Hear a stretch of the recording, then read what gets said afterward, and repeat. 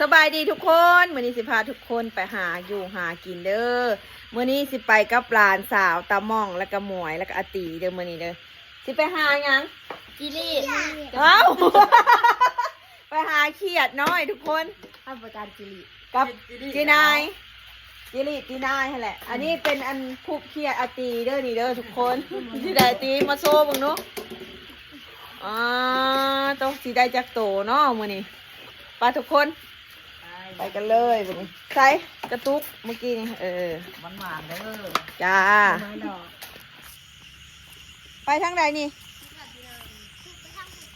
ฮะ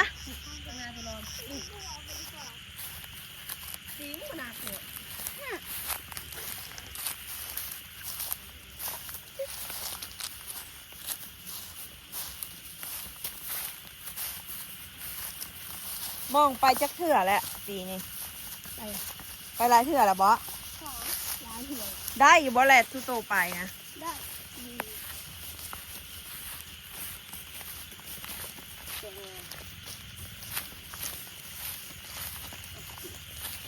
อันนี้คืออุปกรณ์ที่เราจะใส่ตุกน้ำทุกคน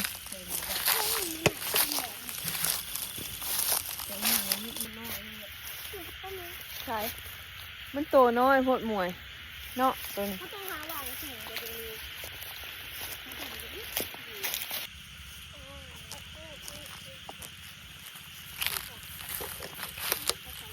ได้ตี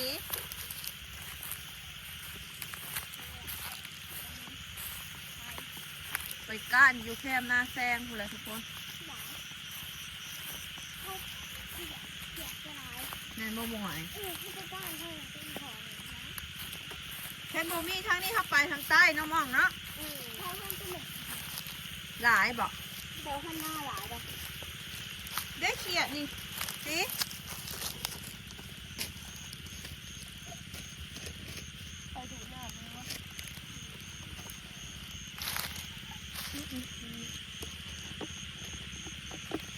ได้แล้วหนึ่งตัวเขียดน้อยได้ทุกคนนี่เขียดนี่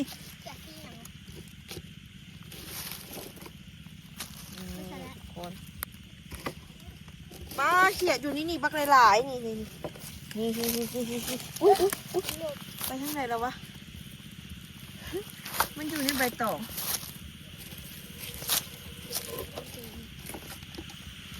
จิ้งหรีดมีแต่ตัวน้อย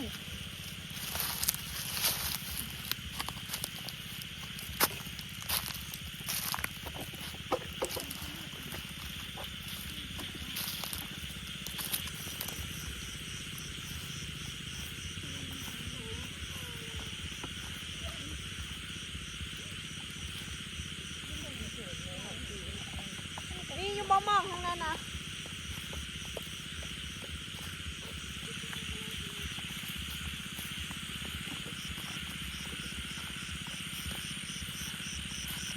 ตัวใหญ่ซ้ายไปแล้วอ๋อแมงไม้หลายแห้งทุกคนมึงไงนี่ต้นเหนือเขาเลยนี่เขาใส่แรงละแรงนี้วิถีชีวิตสาวบ้านๆทุกคนไปทางใดห้าวันนี้ไปทางนาตุชุนทางใดก็นาตุชุนไปทางเรือที่ไหนทุกคนน้องมองเพิ่นได้เขียดตัวใหญ่นี่เห็นบ่ทุกคนนี่ได้จากโตแล้วเขียดใหญ่นะตัวนี้ป้าน้องสนใจป้าเจาะหูใหญ่โพดมีทุกคนไม่กินนายอึ๊บ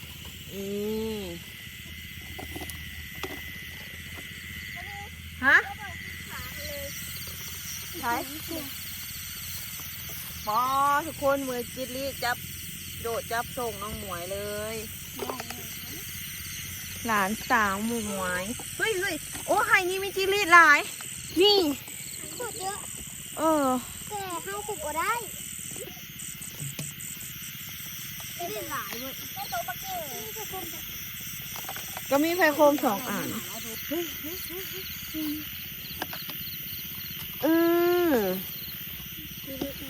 กระปูสายเห็นวะ โดดมาไม่ได้เอาเมืองถ้าเขาไปนาไปทุ่งเราต้องนาขุดเอาอย่างคม เอาคู่ไปเก็บยัง ก็ปูหล่ะนาไปทุ่งเดี๋ยวเป็นแบบของเราดิ สิได้รอบหน้าก่อนรอบหน้าสิเอาใส่ของโตมาพี่ตีหุ้ยงูยับออกแล้วพี่ นี่ยังไง โบยับออก งูอ่ะ จักงูเห่าบ่ โตบักเก้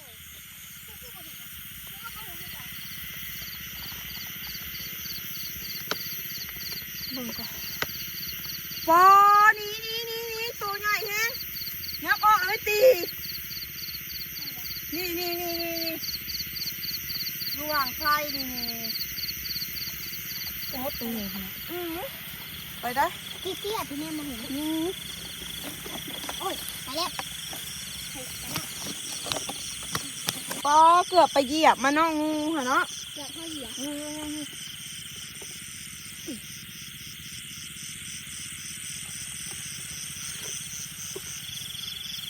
คันค้าไปเหยียบคันค้า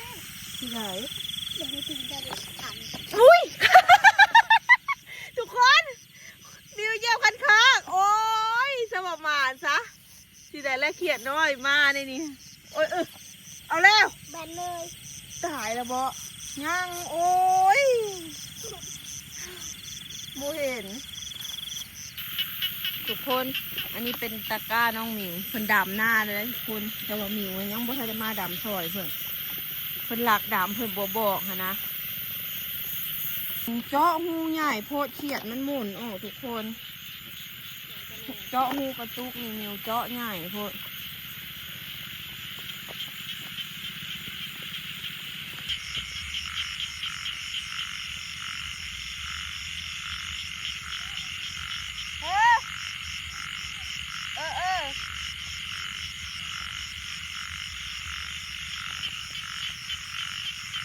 สวยแล้วเมื่อกี้ก็ไปน้ำเขาเลย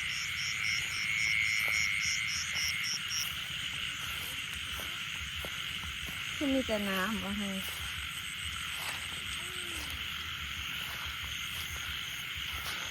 อุ้ย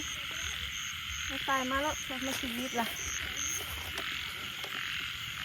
อ๋อทุกคนเห็นงูเนาะตัวบักใหญ่เนาะตี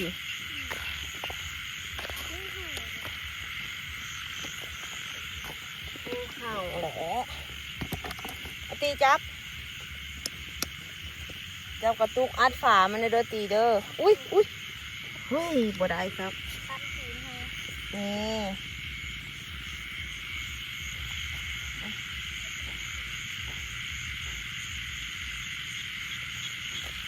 มื้อนี้อากาศร้อนทุกคนถ้าอากาศหนาวเขียดจะบ่ออกเด้อถ้าอากาศร้อนจังซี่แล้วเขียดจะออกจ้า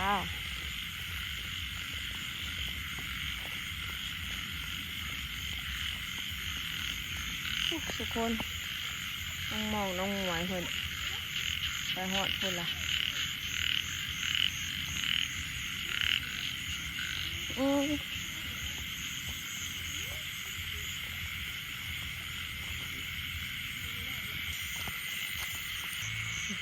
ทุกคนน้องมองเพิ่นได้หลายเลยเด้อผู้บ่ได้พอกินละของน้องมองของมิวยังบ่ทันได้ปานใดทุกคนเห็นดิได้น้อยหนึ่งบ่ซ้ำของมองได้ตัวได้เขียดใหญ่อยู่ทุกคนตัวนึง เมื่อเรามาหากันจะมีเอาแบบไอ้สมุดบ้าหลายเลย อุ้ยเลิกมาเลยจะเป็นลมเลยนี่ค่ะเห็นบ่ถ้าลมแล้วเขียดมันบ่ออกแล้วเป็นเข่าคือเก่าแล้ว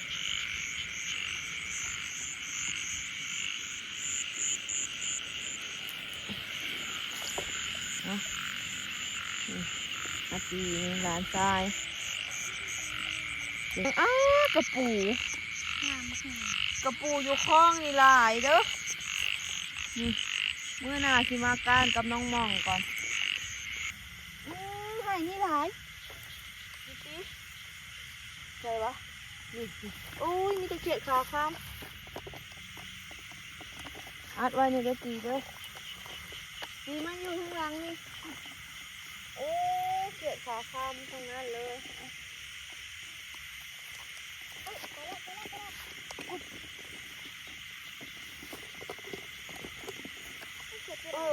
นี่ให้นี่หลายว่ะน้องมวย ได้หลายตัวเลยนี่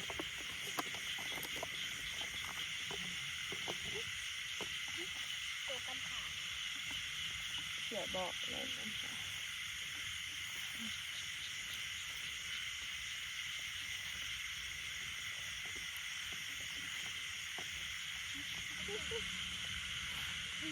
จะเขียดน้ำเก้าเขียดขาข้ามงามฮะตัวน้อยได้จะโตตัวน้อยพอก็ได้หลายตัว ตัวใหญ่ได้ตัวเดียวนี่ตัวใหญ่เขาก็ได้บักหลายตัวนี่ตัวใหญ่กระมิ้ว ใช่โอ้ตัวใหญ่แห้ง การกบ ใจมอง เหนียวแล้ว ใส่ปอจับขามันแล้วแม่โซนะ หมื่น คนโหตัวบักใหญ่เขียดโม่เอามองอะ ใส่ทุกน้ มองไปขายก็ได้เลย15,000ละค่ะ ำกำลังนอนขัด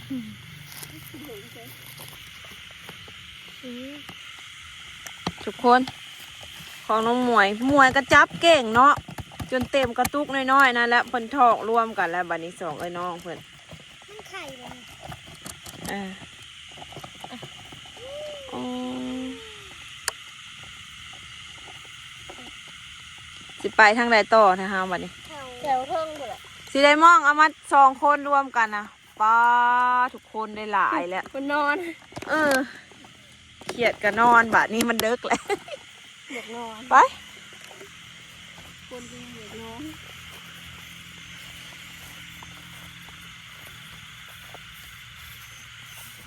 ละไปใส่เฮือนชาวเมียงพวก แล้วก็ไปย่างไป ไปพระองค์ อืม ระหว่างน้ำมันจะสุ่ม บะ ๆยามฝนกับการหอยหมูมัน การหอยที การนาเทิงและเนาะการหอยโมง หน้ารุมมันมีกันหน้าเลย นาหลุมมีแต่หอยเชอรี่หอยแดง มาเด้อทุกคนมาหาอยู่หากินธรรมชาติบ้านเฮาทุกคน การเขียด อาหารบ้านๆอาหารตามธรรมชาติแถวนี้บ่มีเนาะ มันมีทำไมบ่สุ่มน้ำปลาดุก ใช่ เล็กแล้วก็ใหญ่ก็น้อยๆมันเป็นน้ำเป็นหนาม แม่นบ่ตี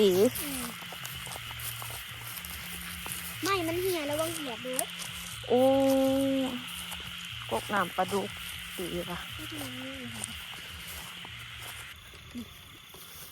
อยากอ่านที่ ป้าสาวๆเพิ่นมาก้านน้ำวันนี้ เจ้างามประจำคู่ สาวงามประจำคุ้มหลานกะว่า แล้วสิว่าประจำบ้านก็บอก มิงโอ้ยอาตีเขียดใหญ่อ๋อเขียดโมใหญ่นี่ ประจำบ้านก็บอกประจำคู่ เอาอัด เขาไม่เหมือนกัน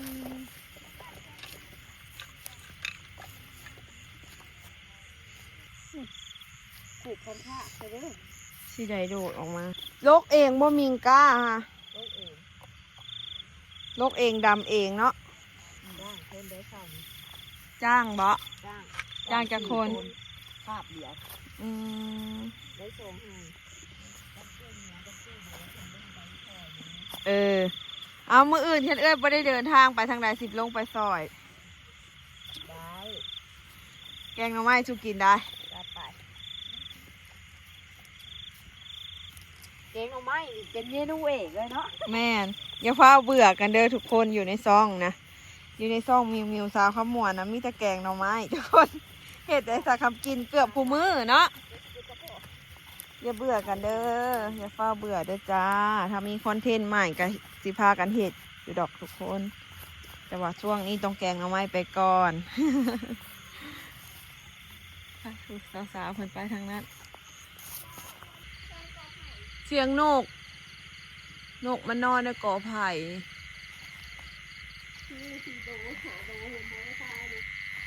มันรวมยากเดี๋ยวมันขึ้นหลายสูงเลย ลงไปก้านยูกะบัดนี้คน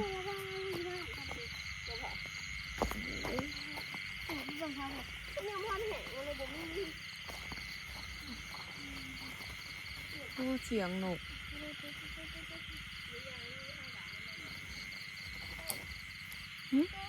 บินไปละ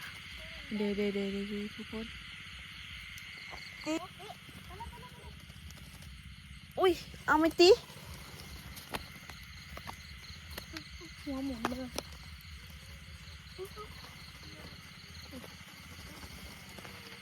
อ๋อนกต้องมานอนในกอไผ่เนาะทุกคนได้ยินปะได้ยินเสียงนกปะ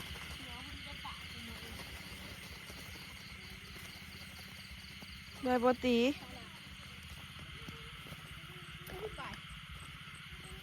ผู้ที่บำเพ็ญหนุกเลยไม่ใช่โจกอะไรหนุก มันนอนในกอไผ่ ไปเจอ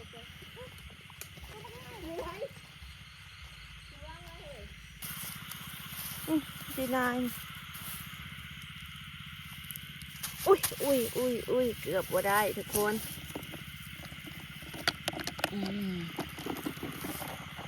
ใกล้กับนาแซงผัดทุกคนมาอยู่ใกล้กับนาแซงผัดเป็นเขียดนะ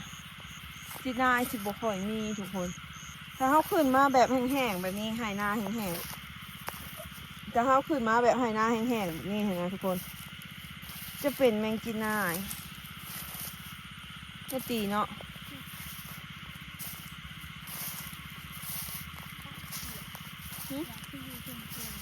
เขียดง่ายถ้าเขียดง่ายแล้วสิอยู่แบบนี้เขียดน้ำหมอก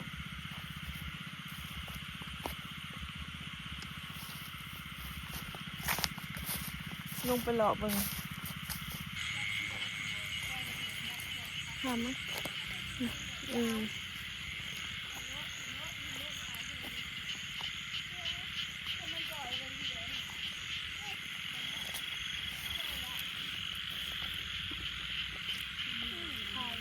แ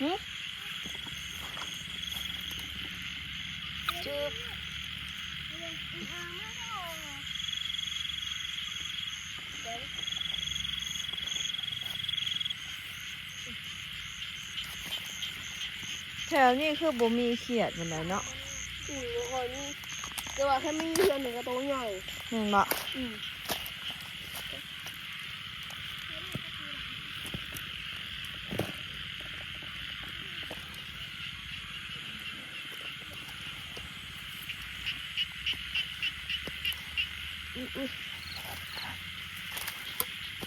ไปทางไหนไปนิตามองไปทางไหน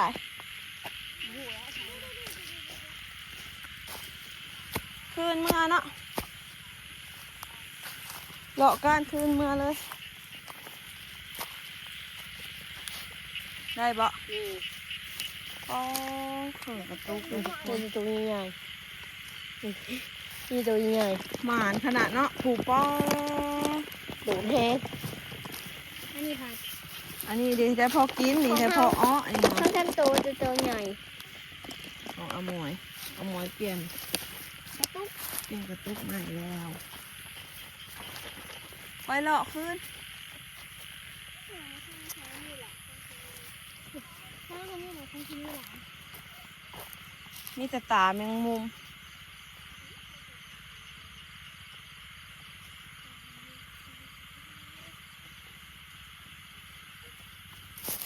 มันมีตาเขียดเลย แม่มูสองตัวมาจูกันนั่นนะให้มันหมดเสีย เห็นบ่ มันเป็นตาเป็นตอนผ่าแล้วเป็นหัวกันโคก ไหมมาไหม